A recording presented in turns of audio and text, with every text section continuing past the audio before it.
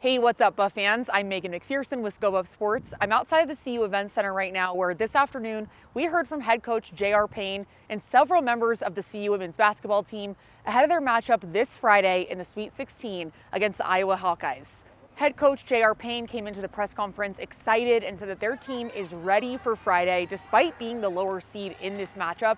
In that press conference, I asked Coach JR Payne about how 4 years ago her team lost to 4th-ranked Oregon by 59 points. That was the worst loss in 35 years for CU women's basketball. And so now for her team to make it to the Sweet 16, this is what she had to say.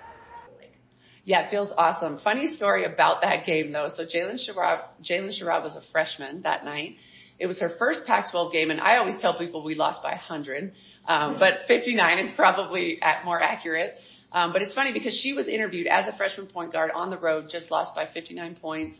And the reporter asked her, well, what do you think? Like, this is Pac-12. That was tough. And the first words out of her mouth, and this defines Jalen Sherrod, the first words out of her mouth were, they have to come to Boulder. And they came to Boulder and they still kicked our tail. But it's that mindset, and I think that sort of permeates throughout our program of being, respectful of everyone, but not fearing anybody. But yeah, we've definitely come a long way from that game and want to just continue to get better and better. I also talked to guard Jalen Sherrod, who has led Colorado to the Sweet 16 and has led the team this entire season. In high school, Sherrod had an injury that only allowed her to have one Power 5 offer, and that was from Colorado. I asked her about what the lowest moment for her so far has been and what that means to her now that her team is in the Sweet 16. I think for me, just having to walk away from basketball for the betterment of my health was very hard because as a what was I, 19?